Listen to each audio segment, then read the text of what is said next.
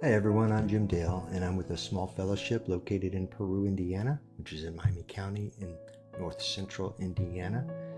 We meet every Shabbat, every seventh day, um, as we are observing the Shabbat, the day of rest, where we do no work. We refrain from working, and we also seek to meet the instruction to gather with a holy convocation each day, each Shabbat day. So we gather in order to study, fellowship, and share some food. And you're welcome to share along with us. We are recording these videos in case people would like to share via recorded video if you would like to. But we are also recording the meetings as we go along by Zoom. So you'd be welcome to join along with us by Zoom as well. If you have any interest and any desire in more information, you can email us at Shiloh Qahal meetings at pm.me. It should be up on the screen for you to see right now. And you'd be welcome to email us and let us know your interest, and we'd be happy to send you an invite link when we are setting up our Zoom recordings of our meetings. In the meantime, please enjoy our latest meeting video. Thank you, and have a good day. Sure, we'll just start. So we're gonna.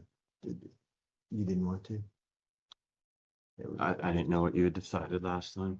We decided.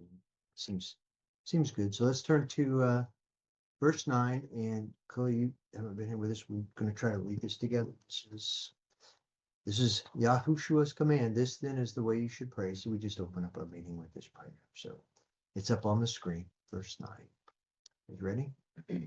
Our Father, who is in his command, let your name be Kodesh. Let your reign come. Let your desire be done on earth as it is in the Shamayim. Give us today our daily bread, and forgive us our debts as we forgive our debtors. And do not lead us into trial, but deliver us from the wicked one. Because yours is the reign and the power and the esteem forever. Amen. Very good. Where's your Bible? She forgot to bring Right that. here. Right there? Well, I have Haley's in the car. Do you want me to get that one? No, we have an extra Bible. We have all kinds of extra Bibles. You don't have to go out. Do you want to read out of the Bible, or you just want to read along here? Um, You want a Bible? um, Here you come. You'll want a Bible. Okay. Can I trade some of my tea for some forgiveness for being late? you have my forgiveness, Joe. All right, take some tea too. It's tea time. Are we on Genesis 45? Is that where we left off? Yeah, well, I think that is right. I think Genesis 45 is right. Because Haley's not here, do we want to go over it and then go over it again next week, or do we want to just do something else like Ecclesiastes or Chloe was reading Wisdom of Solomon to us. That's pretty good. Have you been reading Ecclesiastes, Joe? no? But Dad and I have been talking about it. I've been reading Ecclesiastes. Yeah. What about, did you guys ever get to second Esdras or anything? Not in depth. We only had 2 mornings to do anything. Anything in particular We need more of those in the future. strike you? Yeah, no, I know we do. No, because it'll all be good, I think. Okay. Anything? Well, what's the topic that's? I don't really have topics. Just read. Well, I was gonna ask if there's a particular topic that maybe is on our mind that might pertain to Ecclesiastes, or like a subject of discussion that might pertain to something that we might read. Then- Well, the wisdom scriptures are all, and I'm all for them, but they're like Proverbs and to a lesser degree Psalms. There, It's just how to embrace wisdom, how to act and be. And that stands in contrast to, say, a scripture that is informative, teaching history, teaching us personally, and I'm not lobbying for it, but Second Esdras fills some of the gaps as to, I don't know if this is true for everybody, but for your mother and I, it seemed like it was there are lots of questions we have about Sheol and things that you just don't get in the book of 66 that kind of tells us how the inner workings of what's going to take place when we die and what's going on in this world. And so I don't know. This is kind of in. So we need if we go to second Esdras, Mhm. because we can go to 7 even, second Esdras 7 or second Esdras 3 or start at the, but we need those little red books. I have second Esdras in here, but we don't. Well, let's make sure that's what everybody. No. How does that sound to So- everybody? So are you proposing that we could read and then we can just discuss Yeah, what we That's what we read? do. I mean, as we go. Like we read a chapter and then we say, okay, anybody that, Do you So- have a preference, Joe, for ecclesiastical stuff or for informative stuff? Like informative stuff. Okay. But also, because Dad and I were discussing the ABM and some other things that are going on that just may have people questioning why. And that's a common theme. questioning why. Tell you what. How about we turn off the video this week and we just talk? And then we just talk. That's good. Unless you think it belongs. I think it'd be good. Okay. Haley might watch. Well, I'll tell you what, how about you go get those books for us in case we want to read it, and he'll go ahead and start talking. We'll start talking about why he's bringing this up, I believe. Okay. It was in context to our conversation last Sunday. Ours? Yeah. And the reason is, Did you bring up Ecclesiastes to him? Is that? Because I had brought up Ecclesiastes, so if it was in reference. it's, I'll wait till he gets in here so he can share, but it has other context as well. It's the same concept that you brought up. It wasn't the details of what you brought up. It's the concept of what you brought up. And that is, when you look upon, you were sharing with us, and I don't know that you were, conveying everything successfully, not that you weren't either, because it's just hard for people to communicate. Whether or not you were conveying everything you were trying to say, but you were sharing when you were sharing what you went through and experienced with us, so we pray, and yeah, the seasons here, you don't get up all, just don't see the rewards of that prayer. We didn't get what we were asking for. This is being recorded, right? Yes. Because this is something I would like Haley to see too. Okay. All right. And is that something that you brought up to Joe? Well, let me tell you why I brought it up to Joe, and that's because every morning as we enter in, we've taken to doing the number 6 prayer over Dale Insurance, and to a lesser degree, all of us, because we all kind of embrace it. Like your mother and I do the number 6 prayer over each other each day, but when we get in the office, we do it over Dale Insurance. So we've been praying, Yahweh, may you barak and guard Dale Insurance. Yahweh, may you make your face shine upon Dale Insurance and show us favor. Yahweh, may you lift up your face upon Dale Insurance and grant us shalom, which could be enough, but sometimes we fill in a little bit more. For the last period of time, we've been adding to that, Yahweh, may you make your face shine upon the ABM and show us favor. Basically, we're asking for help with the ABM. So you don't really live the ABM like we live the ABM. So we have a company called Erie Insurance who has a 1 month period of time, a 4-week period of time where they create a contest. Now they're calling it the annual branch meeting. It used to be the annual dinner meeting. It used to be the ADM, but now it's the annual branch meeting, ABM. During that period of time, we are tasked with coming up with 4 commercial policies, $2,000 worth of life insurance premium, and 10 personal auto policies. For the last, when we got started in the agency and we were barely getting along, it was impossible for me to make ABM and founders and all those things. It seemed impossible. We struggled. It would be rare that we would make What, it. until 2012 that first started? as a Starting founder? in 2012 with the new home product and some other things. And we played games with life insurance because life insurance has always been a problem for us here. we've been making the ABM successfully, making tier one of ABM, meaning we met those goals. We've done it every year. Have you ever not made it? You've ever been a part of? We've the always time? made it Yeah, from so, experience. wow. So for the last 5 or 6 years, we've made it. The requirements for ABM. Mhm. Okay.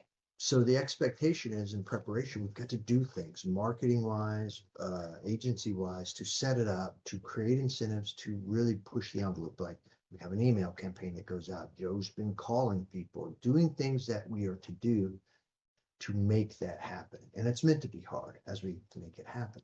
And then they put lots of pressure on us to make it. And It's ridiculous that you don't fulfill what we've asked you to do. and our Oh. and we've got a DSM, somebody in charge of our territory, who they put lots of pressure on her. So for her sake, we want to make it. For our sake, we want to make it. And if we were struggling with profitability, which we are not right now, I know, why do I say it? Which we are not and never will again.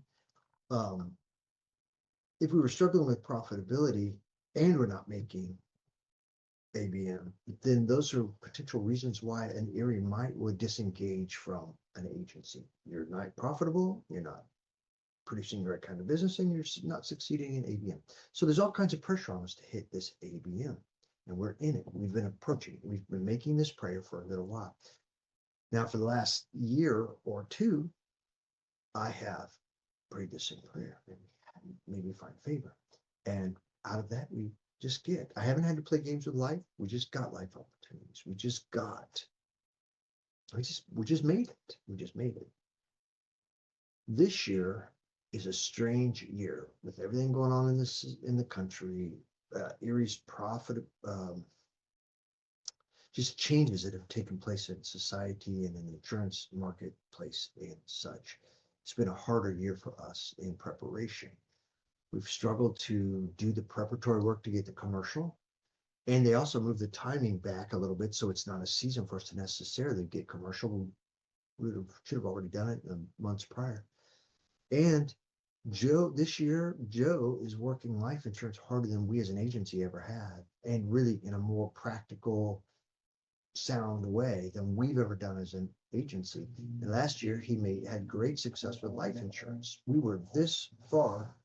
We got second place in the entire state for the elite agency reward. We almost made it. If we did a little more life insurance, we'd have won, and we would have been called the elite agency of Indiana. But this year, he's making even new and renewed efforts at it. And you know how many life insurance policies he sold? Do you know how many? Zero. We've entered this period, this ABM, and he's been working hard. He's working harder than we've ever worked it, ever. And you know how many life insurance policies we've sold in this ABM? And we're down to like 2.5 weeks. Britt might have a life insurance policy, Britt might have a commercial, and we're struggling to get and this year, really almost looks like as hard as the life insurance is going to be, the personal auto policies are going to come on. Long story short, I approached him this week because this is how we've been praying. And I questioned him. So, Joe, what happens? We've been praying, Dahua, shine upon the ABM, show us favor, which we received to be, hey, can you help us win this ABM? Which is actually our more specific prayer when we get that in. Can you help us get this ABM done? Can you bring the people to us that we need? Can you bring the life insurance opportunities, the personal auto opportunities? Can you bring these opportunities? So we've been praying. And I don't necessarily want to, at this point, start talking negative, but like we're not going to make it, because we may yet make it. Joe suddenly, he stood, if he can close this life insurance deal, it'll be hit. If he can close these commercial, we're hitting those. Well, who knows what's going to happen with the auto? You may or may not get it. But my question to him is, what have we done? What will that mean to you? And my concern was for him, that he would feel the same way, expressing the same way that we were expressing. You guys have been working, and then it didn't. What does that mean? Wasn't that the essence of it? What does that mean? Is that the essence of what you were conveying when you see all that? What does it mean? What Does it mean, unfaithfulness, but that what he's does it unfaithful. mean? We're I doing don't- something wrong? Does it mean we understand things wrong? What does it mean? Or does it even, I mean, you could take it so far as doesn't mean there's no God. You could take it all that way. So that's, you conveyed that, and it's an experience that your mom fights it and probably has the best mind for it, keeping it, but I've fought that my whole life, you know, Zoe was just on the heels of Rafaela. It's not the first time we made the efforts to try to figure out faith so that we would have faith that would affect the report, do something supernatural and overcome Zoe's diagnosis, overcome her, all those things. But when it doesn't happen, when she has the seizure after we prayed against the seizure, what do we do with that? We're all left with it. What do we do with that? And that was my question to him. You know, how are you going to feel about this? What if it comes up? We don't, okay, and this is how we're praying. This is going to impact your faith, your belief, what are you going to do with this information? I'm going to challenge you. So that's how it ties to what you do, because it's really what you were saying. I'm being challenged. I've been challenged with what we've been saying is correct understanding of scriptures, what we've been saying we're supposed to do with regard to it, what we've been saying about Yahweh at large, and what we're saying now. How does it all fit? Am I conveying this correctly? Yeah. And that's what he's brought this morning. I really didn't think about it again this morning, but he's brought it because he's obviously something he's been thinking about. So, got things you want to add or share to that? I mean, you've covered the topic pretty well. But I didn't talk about our responses. Do you want me to talk about our responses? Yeah, let's share with what you shared back to me. Well, share with, if you would, if you can remember, if you're willing, share your perspective of when I came in the office and sat down to you. What did I say to you, and how did you receive what I said, and then how did you respond? I'd be curious how you feel about all that, how you perceived it. Well, when you came in, it's a question I know everyone asks. So I don't blame anyone for asking it because it's common. Which question? The general topic of the What are you discussion. gonna Not- it do won't when you happen. don't get your prayer answered? What are you gonna do? That's the generality of it. And we discussed, and I do think it is a faithless argument born of doubt. But it's easy for people to fall to. But I don't feel like if we don't hit ABM or the founders, it doesn't make any difference to me whether Yahweh is real or not, because it just, at the end of the day, there's so many other absolutes that have already sold me that it can't happen. I mean, the one that really just comes back to me that I will bring up with everyone and anyone is, okay, so if we go all the way back to the beginning, it's either the Big Bang or Yahweh, which is, if you want to believe in the Big Bang, that's impossible. It just does not make sense to me. So from that, everything else follows. And it all just kind of makes sense. I think we're in a time period where miracles aren't as prevalent as they were when Yahushua was walking around, and as you've made the point many times that he never denied anyone healing. He didn't. And the disciples came out with amazing things too. But pretty much as soon as they passed away, we started to see a decline in everything, the church, the morals. And I think that has taken us off the path that Yahweh and Yahushua put us on, or helped put us back on. And 2,000 years later, we're so deep, we're so buried, we're so far away from the path that Excellent. That is there an is no excellent way for us to receive what Yahweh wants to give us. So until we're walking in complete rightness with him, we should not be demanding or asking or It's not. expecting. We should not be expecting everything we ask. I think the fact that we have been consistently profitable for Erie is astounding. A little bit of context there. For 4 or 5 years, 6 years, our loss ratios have been crazy good, crazy good. It's usual for us that we are 20 to 30% lower than the average. The And average this agency. year is the same. They've struggled with profitability in the last 2 years, but not with us. We're 30 points better, meaning that our insurance book is not producing losses. So the company gets to collect premiums and not have to pay out gazillions of losses. If across the territory, they've got a 74% loss ratio, which means that you add 74% to the 30% operating ratio, they're losing 5% of everything they write. They lose 5%. They're losing money. If you look at their savings account, they're having to dip into their savings account to pay these claims. If claims exceed basically 65%, they're having to take from the savings account too. We've been constantly 35, 40, 39. We're at 39 right now. And that's 25 points under profit. In other words, we'll give them 25% profitability. So it's all very good. And it's not the norm. Now, when you look at, because they break it down for us, how much of that is weather driven versus how much is not weather, we're just, it sure appears to us that we're being protected because we don't have the same weather claims that everybody else is having throughout the state and the region and different things. But even if we did, that would still not change anything, I'm thinking, because I understand that it may not be the same. I'm hopeful and praying that it'll be the same, but if it's not, then so be it.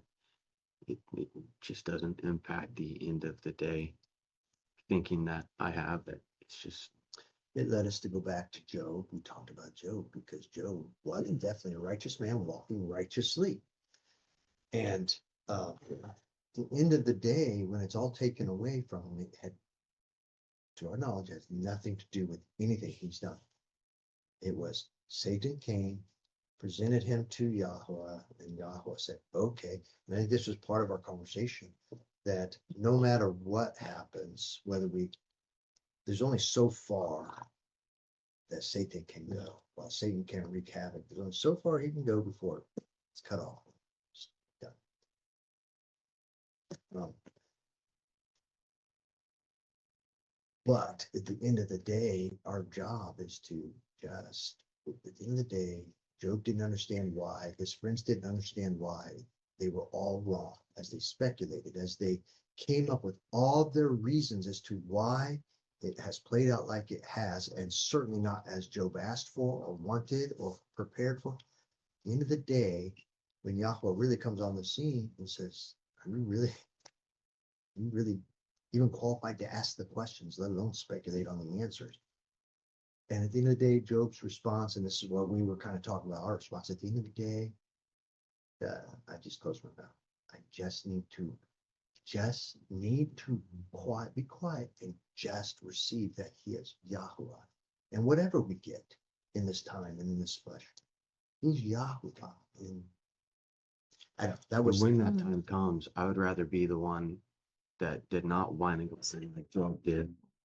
I just don't want that. I want the opposite. I want to be the one that Yah was happy with and pleased with, that he went through all this and didn't complain and still praised him. So That is just wonderful. I'm so thankful for that. Because remember in Jubilees, isn't it Jubilees where Yahweh said, I tested Job, not he didn't 10 test him. times. He was tested 10 times. And he lists the 10 times Abraham was tested. And his response, was great. And Yahweh was so pleased. which is, as we've talked about, that is the faith we are called to. And they talk about it when Paul, Hebrews talks about the faith of Abraham. That is the faith of Abraham, not this whole believing because I'm old that I'm going to have a baby. No, the faith of Abraham, the faith of Abram was that response, the Jubilees response. Every time he was tested, every time he was asked, he didn't just go do it. He didn't do it begrudgingly. He ran to it. Ran to obedience, ran To do the will of Yahweh. As you guys were talking, there's this one verse in Wisdom of Sirach. It's chapter 2, verse 5. For gold is tried in the fire, and acceptable men in the furnace of adversity. And then there are other verses that talk about how we are in the realm where things get tested, faith gets tested. And Peter tells us, The realm and the time. Go ahead. that Peter tells us that Yahweh will praise the faith of one who says it's more precious than gold. The most precious commodity on earth, Yahweh values a person's faith, and it will be praised. Yahweh will praise your faith in that day. And he says it's more precious than gold. It's not only more rare, but it's so valued. And he's going, it's like we were talking about with Job. Things are going to happen. We live in, and it's getting worse. The realm we live in, the curse-filled world we live in, the pressure's increasing fast. It's going to get faster and darker. And we won't know necessarily everything. We won't know things.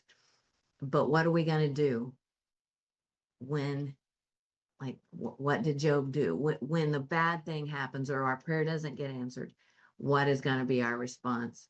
And that response is exactly Can I add? spot on. Sure. Oh, not that, I don't know if you guys were really responding to what you thought I was saying, and it doesn't really matter, except for that when I was speaking about that particular instance, I was speaking to how that affected me for that time. And since then, that's not the question for me, isn't whether or not Yahweh exists, but rather the nuance of because I believe, of course, Yahweh exists. The nuance of the subject for me and why it was tying into what I was discussing on Sunday was, and it's interesting to bring up Ecclesiastes and Job, because Job is an example of why I also have felt the way I felt. That so the question isn't whether or not Yahweh exists or why bad things happen. And Second Esdras has actually been a comfort to me in this way, because Esdras asks Yahweh questions that Yahweh really steps down to answer questions from someone who is almost a little bit indignant. Like You what? That's a good way of saying it. Do you really think that any of these people are doing better than your chosen people? Weigh our actions in the balance and see which way the scale tips. But Yahweh doesn't respond angrily to Esdras in the midst of these questions. He's just kind of comforting, like, okay, so tell me what the weight of fire is, what the blast of wind weighs, or over the blast of wind, or recall for me a day that is past. Show me a picture of a voice. And Ezra says, I can't do any of those things. Who on earth can? And then, Uriel says, if you can't tell me about these things that do pertain to you, with which you live with every day and can't live without, then how can you tell me about things that do not pertain to you, things that are higher than you? And so I find comfort in that, and that Yahweh is patient with us when we ask these questions. So many times I come across scriptures that are particularly challenging to me, like even ones where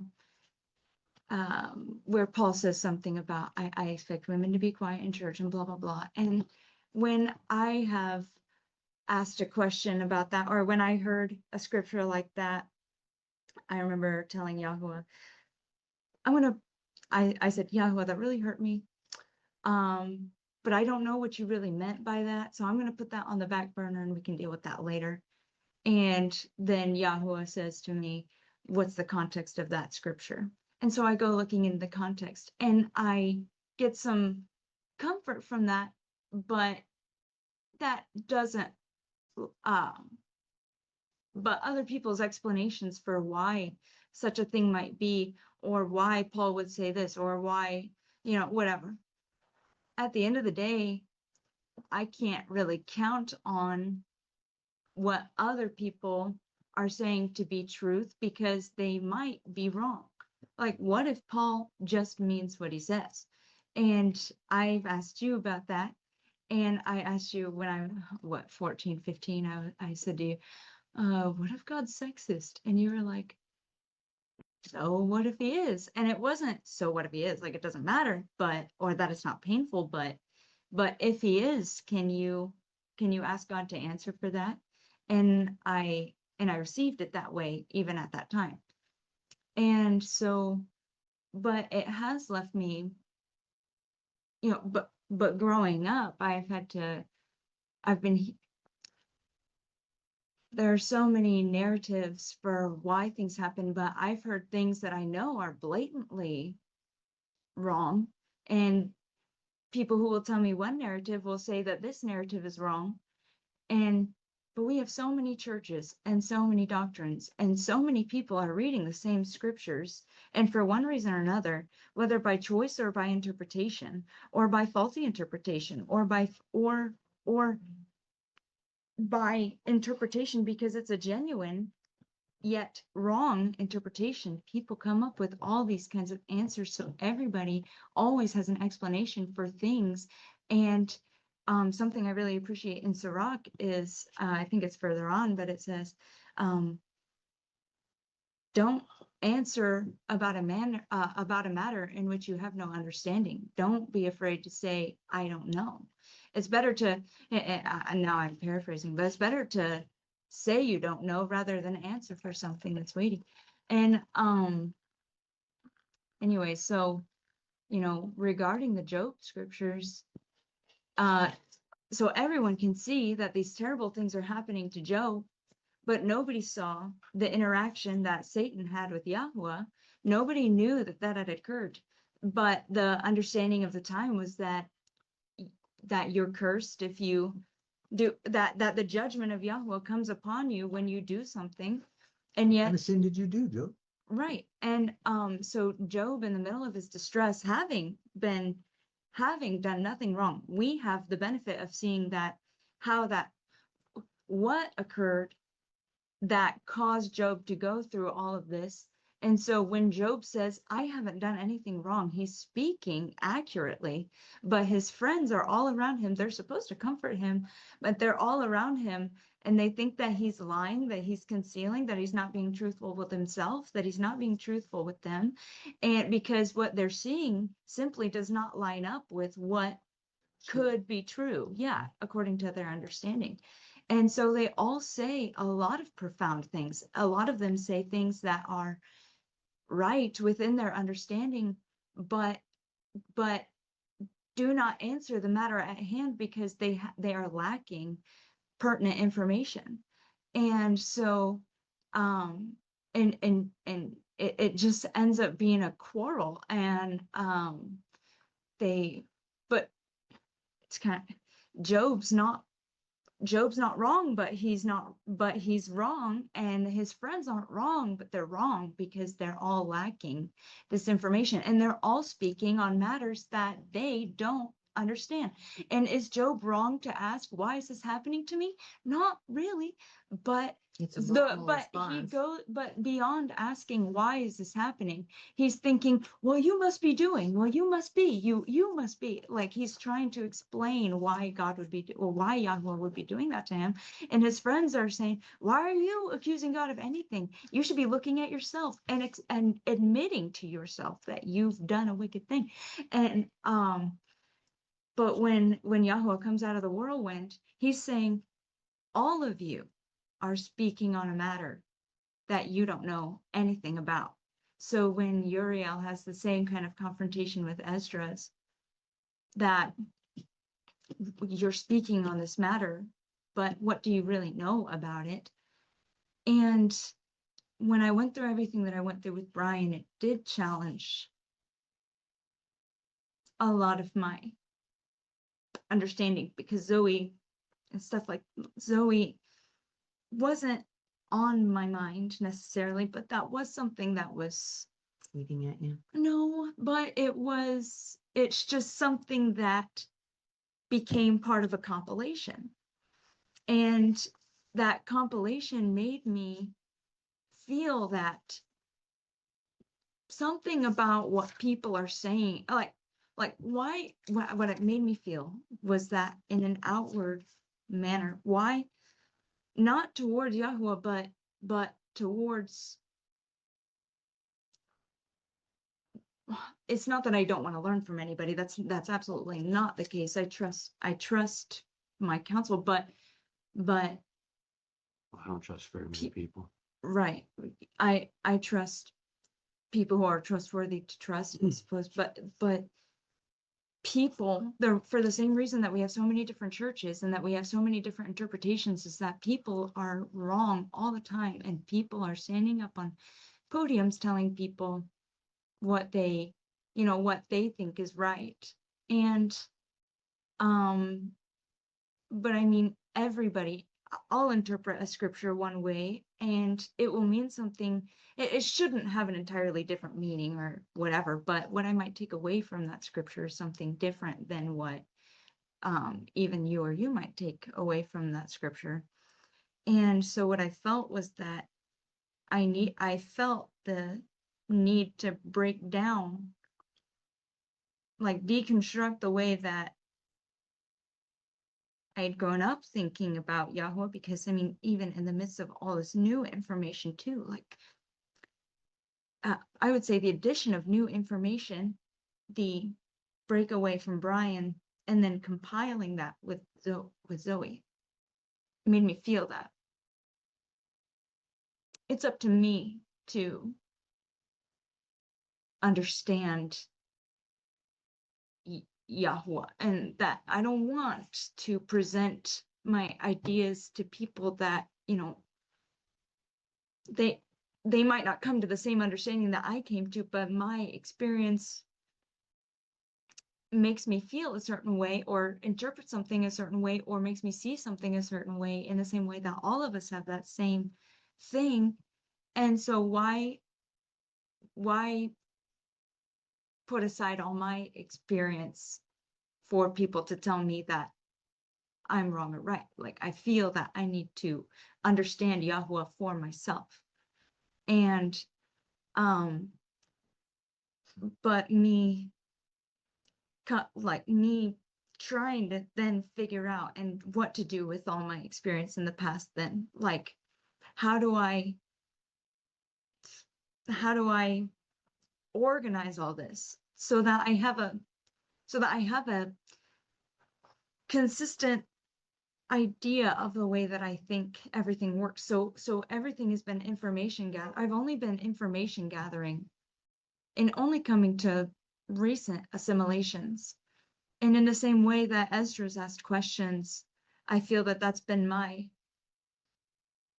that I also wanted to ask questions, and that I've been asking questions, trying to, and gathering information so that for my questions, I might be able to assimilate a conclusion that makes sense. But conclusion, I don't have a conclusion.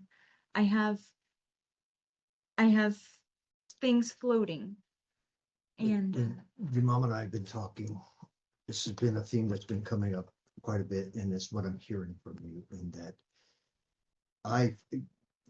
I will sit and I will read whatever it is. So right now I'm reading the Dead Sea Scrolls, and I will read it, and I will have, he's speaking to me, and I'm having these experiences. I'm like, oh, I gotta share this, and your mom's always available. So, hey, Terry, I go running over there and I start sharing, and I fail immediately if I'm trying to express what I'm hearing and learning.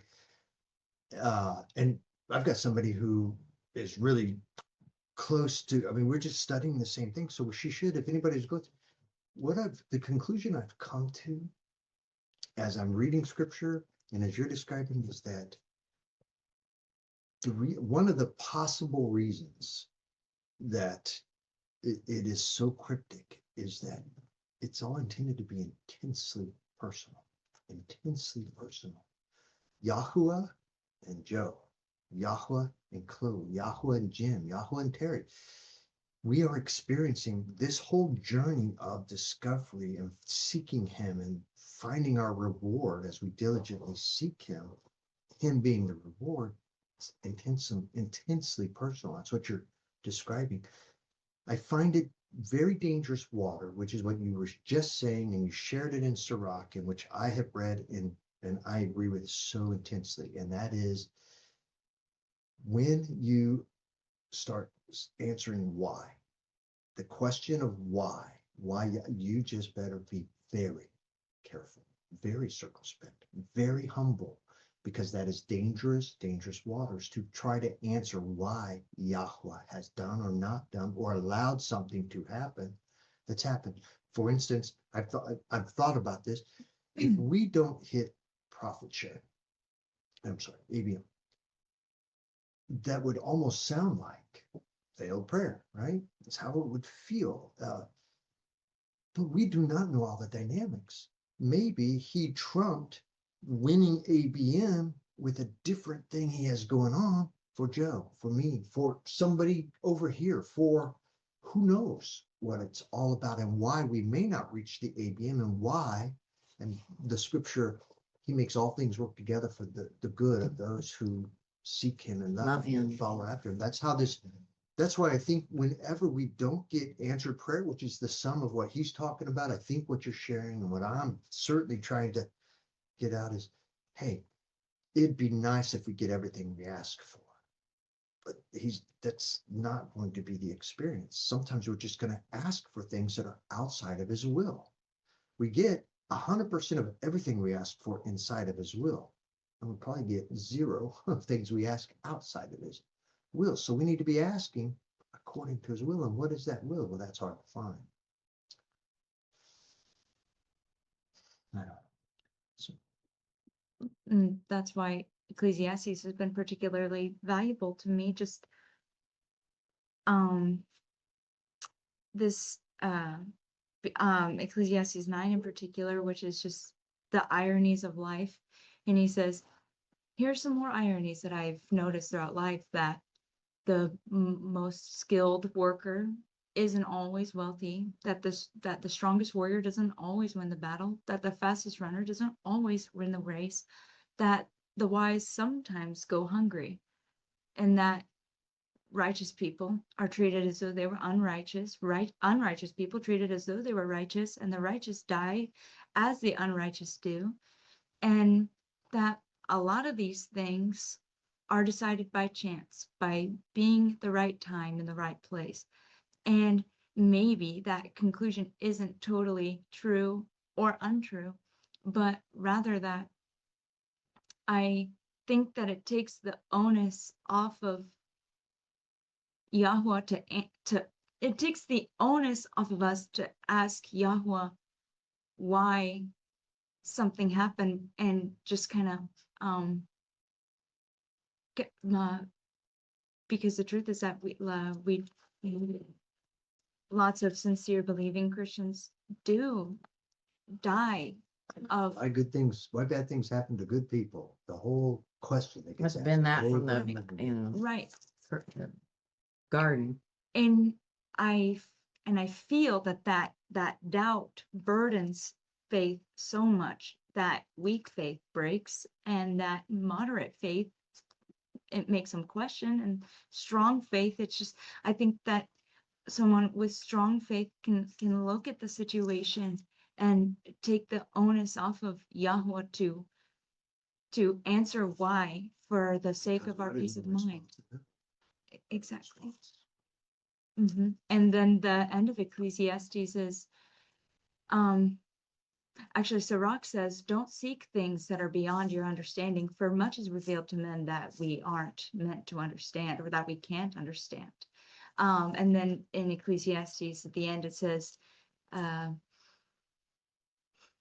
for writing books is endless, the studying and writing of books is endless, and much study wears you out. So instead, think about this one thing: revere Yahweh, obey his commands, for that is the entirety of that fulfills the entire responsibility. And so I've been trying to more center everything to come to just one not so convoluted, complicated idea of what I think or people think, how things should go. Well, and everything that we try to think of that is outside of the way it is will be wrong and proven wrong. Every idea, every imagination.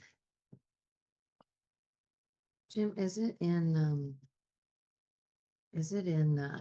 Jubilees where Abraham, or where the devil goes to accuse Yeah. Abraham? Is it in Jubilees? Yeah. I was trying to find that. Let's see. It was- add to that. I'm so sorry. No, go ahead. Sorry No, about that. you keep talking. Okay. Let's see. Okay, do you care if I just read this little passage? Okay, so this is Jubilees 18, Yobelum, and Elohim is just now telling, hold on just a second. It's about when he's told to slay Isaac. Yeah, Isaac. Right. Okay. So 17, Jubilee 17. Okay. So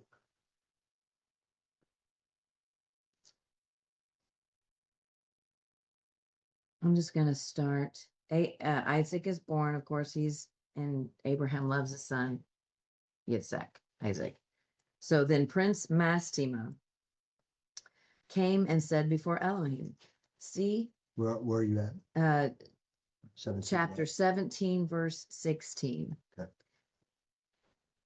And Prince Mastema came and said before Elohim, see, Abraham loves Isaac, his son, and he delights in him above all other matters. Command him to offer him as a burnt offering on the altar. And you shall see if he shall do this command, and you shall know if he's trustworthy in all which you try him. And Yahweh knew that Abraham was trustworthy in all his afflictions, for he had tried him through his land and with scarcity of food. And he had tried him with the wealth of sovereigns. He tried him again through his wife when she was taken, and with circumcision. And he had tried through Ishmael and Hagar, his female servant, when he sent them away. In all that he had, he tried him, and he was found trustworthy. And his being was not impatient. He was not slow to act, for he was trustworthy and loved Yahweh. Which is what we were talking about earlier. That's what is the faith of Abraham.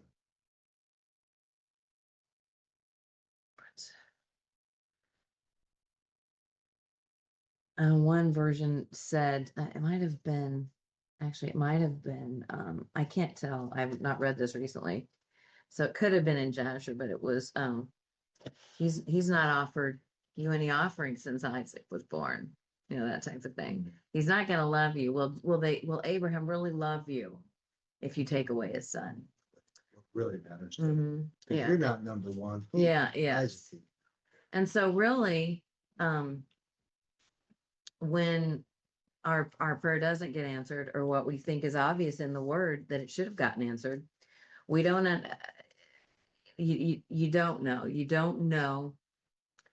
And I think it's good to inquire, why didn't it happen? What was I doing or not doing? And see, the thing about my children and prayers answered versus prayers that were not answered, I have plenty of responsibility. I can see it. I can't explain it all to you, but I can see where I had a direct block. My actions, my whatever was directly impeding what I was asking for as a prayer. And then add to that, we weren't aware of the Sabbath. We were blinded to that fourth commandment. We were wholeheartedly participating in Christmas. We weren't so much in Easter, but we were Christmas. We were avoiding Halloween, but we were participating in a pagan holiday and had the satanic emblems around.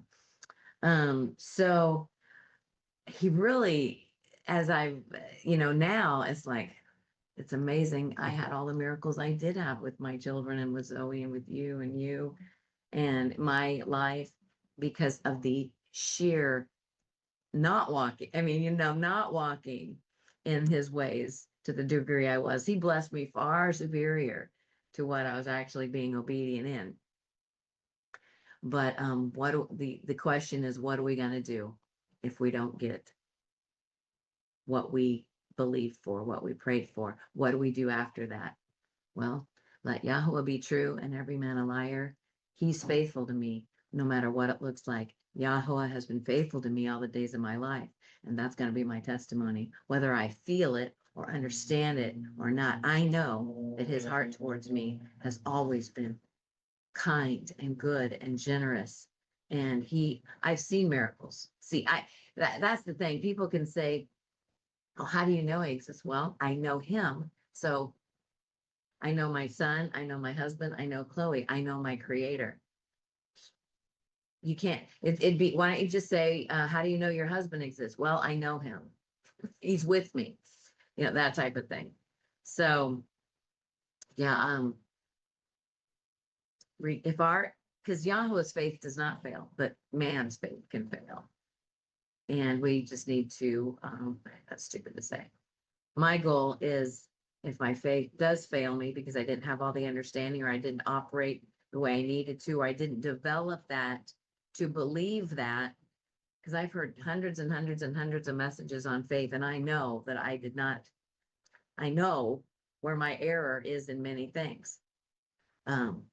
But I don't want to be guilty of accusing Yahweh of not being faithful to me. And I believe that's one of the things the devil is trying to get us to do also, is to accuse him of his unfaithfulness.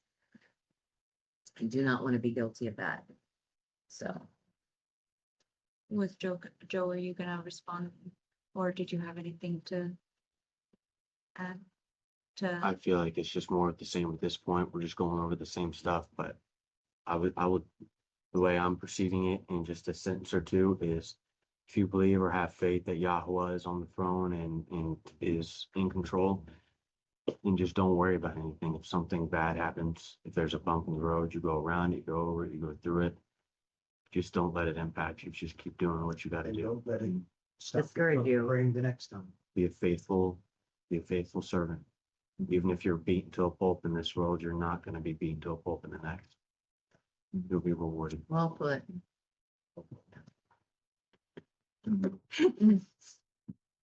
All right, so When I meant that, I wasn't doing. let's pause for a moment. I gotta go potty too. I'm gonna go stir the food. Okay. I do want How's Joe gonna respond to it? So that was part of the whole reason that I brought it up at all. So let's go ahead and, let's try. We got their books ready? Which book? Hurry up. Second Esdras. Oh, wait, is this a? Yeah. Oh, Yeah. is it the What same? we'll do, how about we just go chapter by chapter, and if we find something, Terry gets lots of nuggets out of these things, but why don't we just start with Chloe reading chapter 1? I'll read chapter 2, Joe read chapter 3. As Joe wants to start. This the same I can start. translation, you think? We'll let Joe start, and then we'll go to your mom, then we'll go to your aunt to read. That's the same version. if you guys have anything to say, just interrupt. Okay. Because I'd rather us not stop and then ask if anyone has anything. Okay. Yeah. Just if something comes in your head, just stop us. So are we starting on page 1 or what are we doing? Chapter Yeah. 1 of second. Yes. Okay.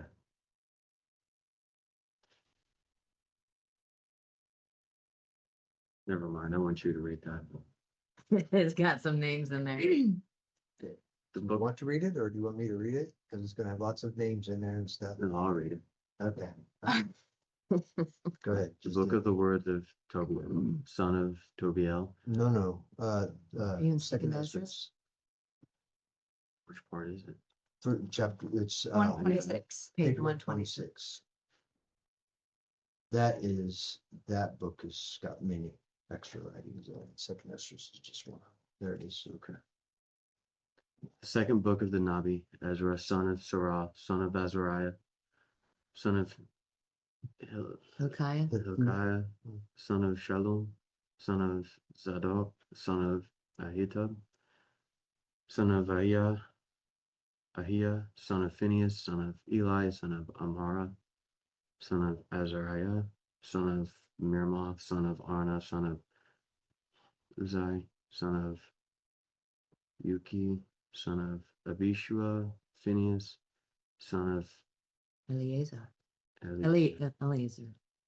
son of So Aaron. I need to stop here then, because this is the Zadok. lineage of the sons of Aaron. And if you take it backward, you have the son of Aaron, then you have Eleazar, then you got Phinehas, who is the gentleman that stabbed people through, and it was promised to him that the priesthood would never pass from his hands, and it didn't. All of the other sons, Eleazar, Aaron had 3 other sons besides Eleazar, and they have now all fallen off. The 2 sons immediately lost their, and then the other son in the days of David and Solomon, so that we were left with the lineage of Phinehas. And if we follow Phinehas back, you got Abishua, Buki, Uzi, Arna, Meremoth, Azariah, Amariah, Eli, Phinehas again. Eli is no, that's not the same Eli. Okay. Ahiah, son of Ahitub, and then Zadok. That Zadok, that son of Zadok, that is when we say the Zadokites, the Zadokite calendar, because at the end of the day, in the days of Zadok, that's when the other son lost his line, and only the line of Phinehas through Zadok has continued from the days of Solomon forward. And that is the priestly line where the high priests come out of, and that's important. So this Zadok here, which would be Z-A-D-O-K in most things, this is, so Esdras is actually of the priestly line of the high priests, the sons of Aaron. Just important, I think, to know. Because this is, if you are reading all the other things going on with the Dead Sea Scrolls and everything else that is happening, the sons of Zadok, the priestly line, because that is the priesthood that's coming back when the New Jerusalem comes down. It's very important to understand who the sons of Zadok are, which is really just the final lineage of the sons of Aaron, to whom the high priesthood comes. Of the tribe of Levi, who was captive in the land of the Midianites in the reign of Artashasta, sovereign of Paris. Who's that? That's Artaxerxes. Yes, how most people would know that. Artaxerxes of Persia, sovereign of Persia, king of Persia. And the word of Yahushua, Yahweh, came to me, saying, Go your way and show my people their sinful deeds, and their children their wickedness, which they have done against me, that they may tell their children's children, because the sins of their fathers are increased in them, for they have forgotten me, and have offered to foreign mighty ones. Am not I even he who brought them out of the land of Mitzrayim, from the house of bondage? But they have provoked me to wrath and despised my counsels. Forgive me, I'm sorry you asked me to put. This is one of the things that I'm experiencing right now, because this is where we're at in Christianity today. We have forgotten his ways. Christianity is not serving him according to his ways. We are serving, Christianity is serving Yahweh according to their ways, which is paganistic, which is, if you go back to verse 6, because of the sins of their fathers are increased for them, for they have forgotten me and offered to foreign mighty ones. I'm sorry, that's what is happening in Christianity. They are offering to pagan understandings, pagan worship, foreign mighty ones. So this has application today. Pull off the hair from your head, and throw all evil upon them, for they have not been obedient to my law, but a rebellious people. How long shall I endure them, to whom I have done so much good? I have destroyed many sovereigns for their sakes. I have struck down Pharaoh with his servants and all his strength.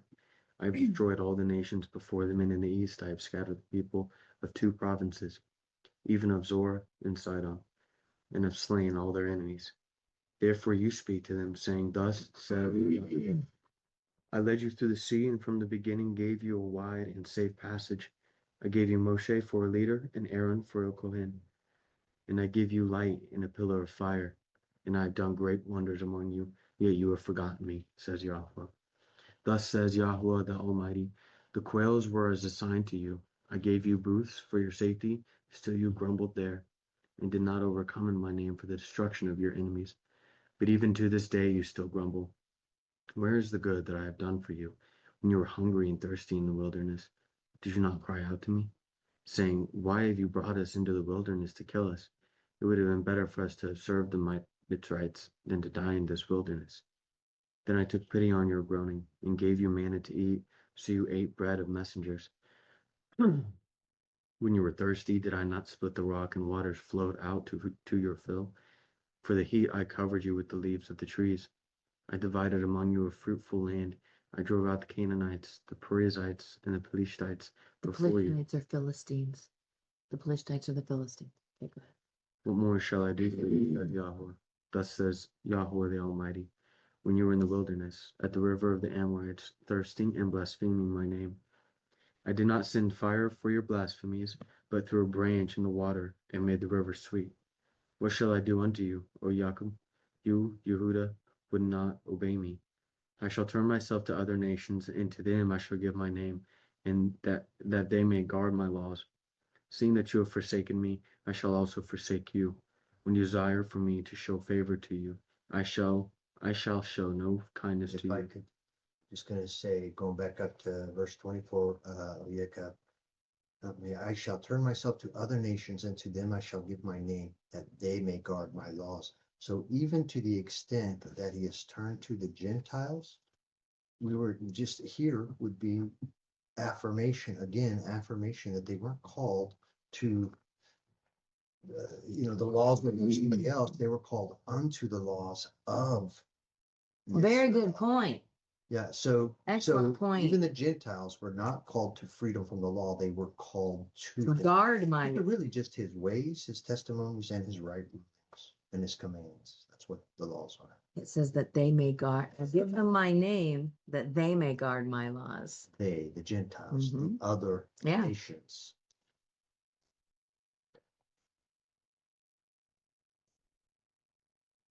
Sorry. Whenever you call upon me, I do not hear you, for you have defiled your hands with blood, and your feet are swift to commit murder. It is not as though you have forsaken me, but your own selves, says Yahweh. Thus says Yahweh the Almighty, have I not treated you as a father his sons, and as a mother her daughters, and a nurse her young infants, that you would be my people, and I should be your Elohim, that you would be my children, and I should be your father. I gathered you together as a hen gathers her chickens under her wings. But now what shall I do to you? I shall throw you out from my presence. When you offer unto me, I shall turn my face from you, for I rejected your Moedim, your new moons, and your circumcisions. I sent to you my servants, the Nebiim, whom you have taken and slain, and torn their bodies in pieces, whose blood I shall require of your hands, says Yahweh. Thus says Yahweh the Almighty, your house is laid waste. I shall cast you out as the wind does stubble, and your children shall not be fruitful. For they have despised my command, and done that which is evil before me. I shall give your houses to a people that shall come, who having not yet heard of me shall believe me, to whom I have showed no signs, yet they shall do what I have commanded them. In the law. Yeah, yeah. Mhm. I guess I'm confused what you're saying. You're saying that the Gentiles are still subject to the law, they're just not guarding the laws like the I'm saying that the church is taught the 300, you're talking about how you got the first couple 100 years where you have the true teaching coming out of the apostles, and then it starts being just problem. What we call it, the doctrines of demons start in like 300 when they do the council and we get the. So from about 300 forward, as we get the doctrines of the church the church is teaching that Israel, the old covenant was written to Israel. That is an old covenant that has come and gone. Everything we're reading about an old covenant between him and Israel and the law of Moses is between him and Israel. And with the coming of Jesus, it ends that relationship, that covenant. And now we have a brand new people subject to a brand new covenant. That's one of the reasons why I harp on the new covenant. It would, because we're not in the new covenant. But the church is teaching that we're in this new covenant with a new people. So the new covenant people are the Gentiles, and the Gentiles are not called to the law. In fact, they read all the new writings to be an eradication of the law. In fact, the whole purpose of having the Old Testament and Israel is to show how the law just isn't the way to go. It's this idea of living by faith according to the following of the Holy Spirit. So the church is teaching that you as a church person are not to walk according to the laws of Moshe, the laws of Moses. You are to walk according to the Spirit. If you go back and try to walk according to the law of Moshe, and especially, and this is where it gets true, if you go back and try to walk according to those laws for your justification, then you're just in error. That's a doctrine of demon. And that's why you'll get the people that we're talking to that are in the church start freaking out and start talking about law because they think we're going back to being justified by law. That's not true. We're justified by Yahushua's coming and doing the law for us on our part to get us the eternal life. And we guard his commands because we love him. And because he never did away with the commands and what our responsibilities are, he just fulfilled them for us so that we get the rewards of successfully walking those commands. So when he comes and he gives us that, he doesn't do away with them. He just gives us the reward of them and then turns us back to them and say, now work hard at this. Get serious about this. And that's what Paul is saying. That's what they're all saying. So John is saying in his letters. Now that he's done this for you, make all the more effort to go. And we're watching it right here in 2nd Esdras before the coming of Messiah. The promise that he's going to turn to nations outside of just the bloodlines of Yehuda or Abraham. But it's clear in 2nd Esdras that when he turns and he does the work for them and for Israel, he still turns us back to the law for our guidance. If you want to do what Yahweh calls us to do, we don't want to listen to the church telling us how to fulfill what Yahweh is calling us to do. We need to go back to what he gave us to walk according to how Yahweh wants us to walk in this world. And that's according to his commands, according to his law. And then Am I answering your question, Joe? Am I running off in a bunch of different directions? You're kind of running off, but it's so this whole passage, which we've seen before elsewhere, it's not just a threat to Israel. It's a promise in the final passages of this chapter. It's a promise that, and we're assuming that the people who are taking the house, give your house to people that shall come. That is a prophecy of people who are going to be what you're talking about, pretty much. Yeah, well, the way I would have read that, what I read that is you have national Israel bloodlines. Because this can be taken, in my opinion, it can be taken in another way, that it can be given to another people. We'll just use the Canaanites for example. The Canaanites will have the responsibility, the onus to guard the law, not the Israelites. So the burden, but also the reward for Israelites is gone, but now it's on the Canaanites. That's how I'm kind of seeing this, not just what you're saying, how it's in the future now. Yahushua has come, he's going to fulfill the law. I'm failing to describe it, but there's two different situations I'm envisioning here. I think the following verses kind of do help clarify, because when I first read that, I believed he was talking to the remote generation of our day, after Yahushua came and the Gentiles were no longer dogs to be excluded, but that we, by faith in Yahushua, could become part of Israel. And it says, Here, just look. Do you want to just read that so you can? Finish what, the rest of this chapter? Yes, because I think it explains, I think it sheds more light on the question. Could I also offer what I think my understandings? Let's finish this chapter real quick because it's only got Yeah, there's five just a more few more verses. verses. So that way it may answer whatever questions I have. They've seen no Nibium, yet they call their sins to remembrance, acknowledge them. I call to witness the favor of the people to come, whose little ones rejoice in gladness, and though they have not seen me with bodily eyes, yet in spirit they believe the word that I say. And now, brothers, see with esteem and see the people that come from the east, to whom I shall give for leaders Abraham, Isaac, and Jacob, Hosea, Amos, and Micah, Joel, Obadiah, and Jonah, Nahum, and Abika, Habakkuk, is Zephaniah. Haggai, Zechariah, and Malachi, who is also called the messenger of Yahweh. Those basically are the prophets. Mhm. What I understand, and I may be wrong, but that out of that it all, the idea of the Jewish line, I think, is that it comes from Yahweh's covenant with Abraham, and as a fulfillment to Abraham, the covenant that Yahweh made with Abraham, that Abraham's lineage and his descendants, that God made a covenant with or Yahweh made a covenant with Abraham. And so Yahweh essentially has a covenant with the Jews. And so Yahweh delivers his law, like he desires to be the Elohim of the Jews. And it starts with Abraham, but, or I guess that's why it's the Jews first. And then when you're looking at me like that, I don't know what you mean. Okay. But anyway, so when Paul says first for the Jews, then for the Gentiles, it's that Yahweh fulfills the covenant that he made with Abraham first. And then when he says all this, that I gave you the opportunity, but now I will extend Invitation. in my invitation.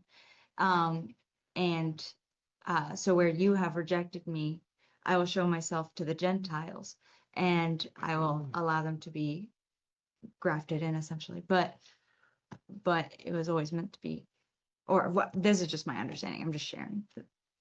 That's anyway. So first for the Jews, then for the Gentiles, and that's why Jesus or Yehoshua came first, I think. I think that's the understanding we've come to, but my question is, because Dad wanted to bring it up as evidence that it supports his way of thinking, but I'm also challenging, what if it is just him? I shall turn myself to other nations. What does that mean? Is it him literally turning his back on Israel? Because that's how I kind of perceive, I shall turn myself to other nations and give them my laws for them to guard. So whatever promises that he gave to Abraham, Isaac, Israel, Abraham, Isaac, and Jacob, their descendants have destroyed the covenants. So he's going to turn his back on them because they've broken the covenant, and he'll give it to the Canaanites or to whoever else is coming. Is that the context? Or If you took that all by itself, maybe you could come to that conclusion, but you cannot come to that conclusion in the larger scriptures, because he promises, he does not. If you would have to, the world would have to come to an end before his covenant with Israel is not going to be complete. So he has not, because this does introduce a larger topic, because what you have is natural Abraham, the natural seed. You could be, you could take, out of all the million people there, all of them would be the lineage, the literal bloodline, the natural line of Abraham. And that is national Israel. And that is part of the prophet of your seed will be as the stars and the sands, etc. But throughout all of the writings, you discover a remnant within Israel. a remnant, always a remnant within Israel, because even before they in Egypt, they were, the majority of them were just sinful, not following, not interested in things of Yahweh. By the time of Egypt, they were not really following him. Then they go out into the desert and get proven, and ultimately everybody dies out there because of their faithlessness to Israel or to Yahweh. But in the context of Israel, always has been the remnant, always has been the remnant, and that is what is called forth in future times. So we have two different things we can be talking about when we talk about this covenant. We have the literal land, the physical land of Israel, and then we have the New Jerusalem as the spiritual land of Israel and the promised land to Abraham. Then you have the physical bloodlines of all of the Israelites. And the reason I was looking at Jews, they're not Jews. The Hebrews. Jews wouldn't even become a viable word until the split of Israel. There's no such thing as Jews. Jews, as it's used in the scriptures today, really would push us back to the southern kingdom of Yehuda or Judah, and people of the southern kingdom became known as Yehudim or Jews. And it isn't because they were just of the tribe of Judah, it's because they were the kingdom of Judah, which included the Benjamites, the half tribe of Levi. So to talk about Jews, you really can't talk about Jews or Yehudim in the proper context until you get on the other side of the split of the kingdoms. Prior to then, they're just Israelites. They're all 12 tribes of Israel, and they're the physical tribes. But within the physical tribes is the remnant. So you always have to, as you're reading these scriptures, you have to discern when he's talking to the remnant, which would be the spiritual seed of Abraham, and when he's talking to the physical seed of Abraham that he talks to, that Yahushua talks to in the new covenant. You know, you're of your father.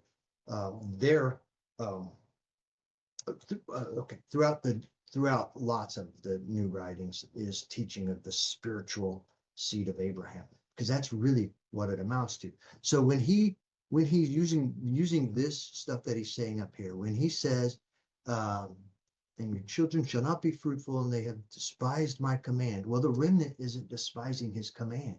It is the national physical seed, what has become known as the physical seed of Abraham, but not the spiritual seed of Abraham. They are keeping the commands, and done that which is evil before me. I shall give your houses to a people that shall come. That literally, it would have been the Assyrians, because in Israel, they owned property and got removed because they got judged. But who got judged and who got removed? All the people who were not following his ways. You following what I'm saying here? So literally what he's talking about taking away is not from the remnant. He's talking about taking it away from the unfaithful physical seed that aren't following him and never were. It'd be like the people that got judged in the wilderness. Yes, I'm on your side. You've told me this before, and I believe what you say. Really what I'm doing is just making sure we're not seeing a trigger word or trigger phrases. But I know we've seen this before, but it's just, you stopped at 24 and you read that, and to me that could just have a couple different interpretations. Didn't they go by also? Okay, yeah.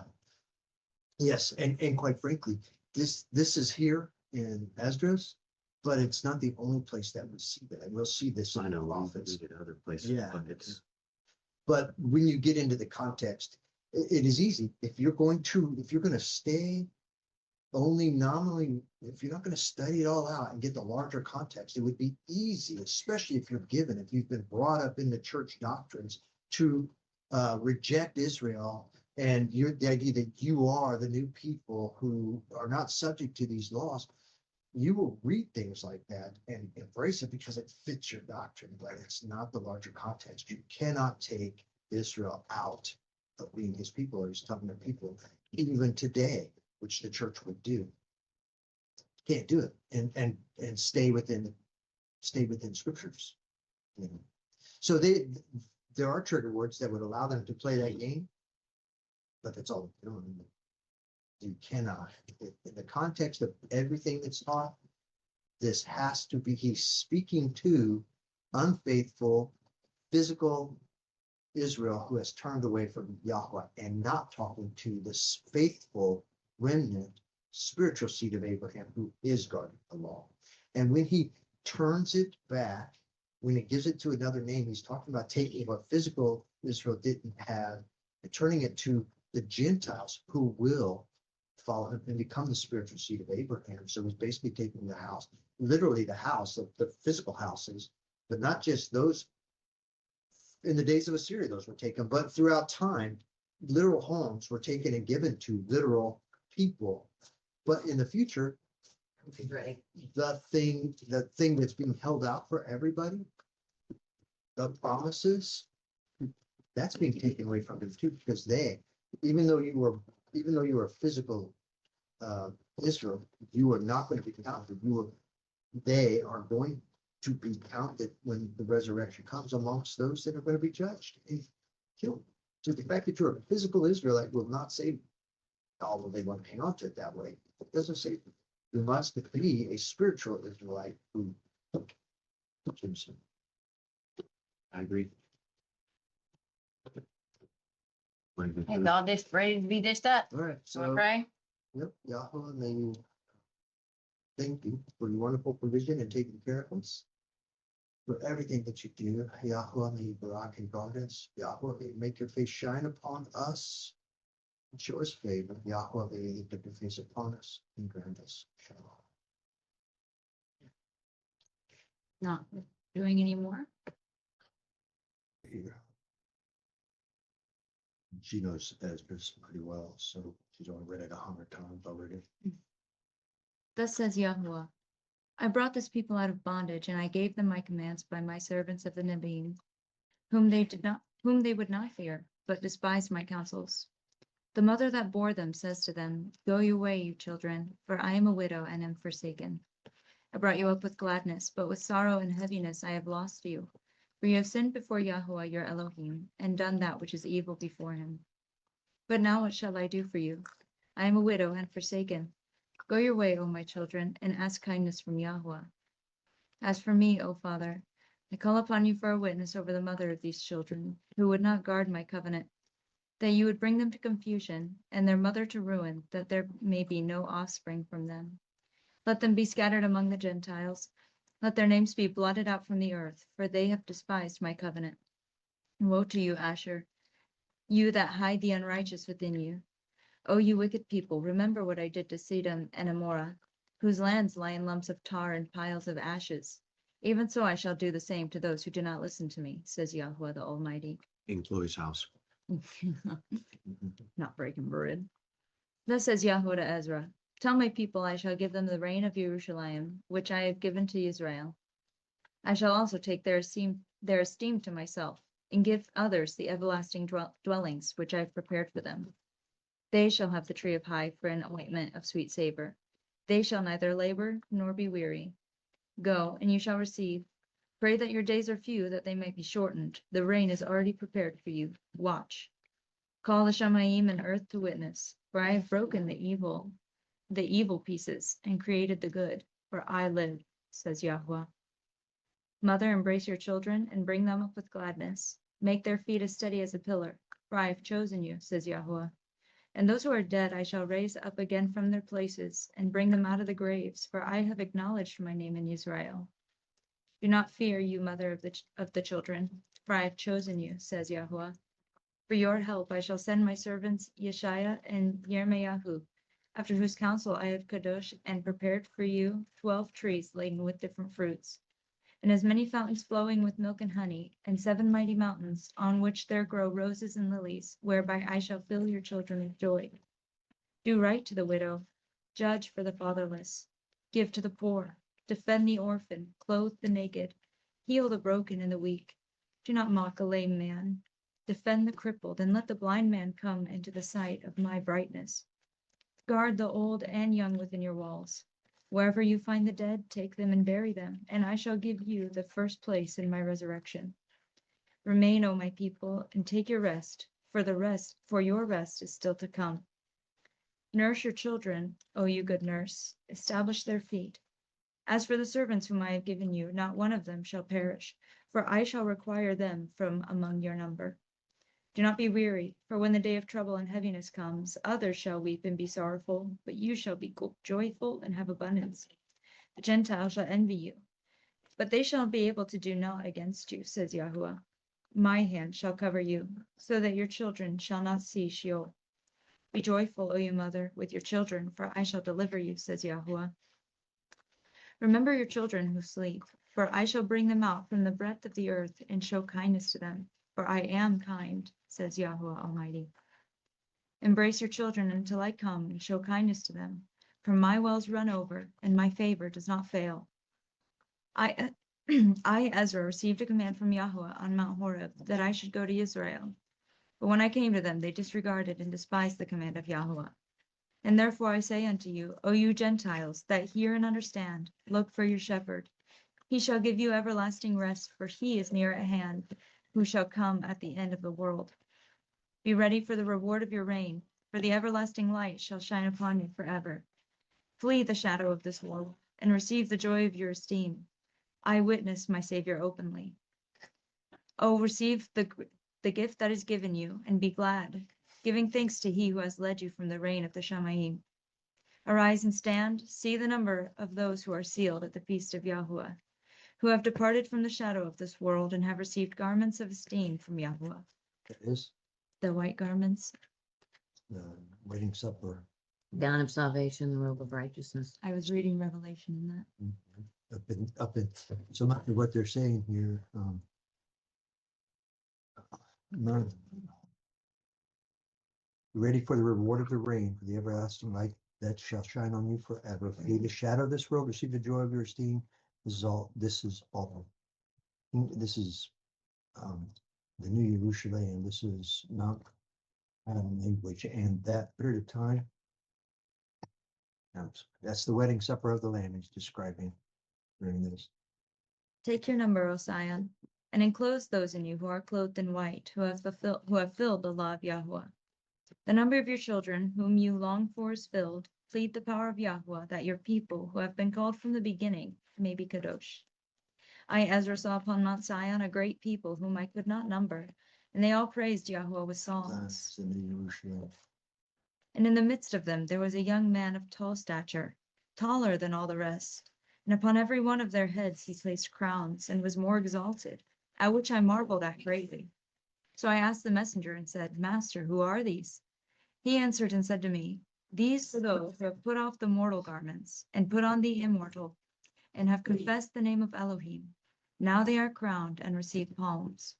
Then I said to the messenger, What young man is this who crowns them, and gives them palms in their hands? So he answered and said to me, It is the Son of Elohim, whom they have confessed in the world. Then I began to greatly commend those who stood so steadfastly in the name of Yahuwah.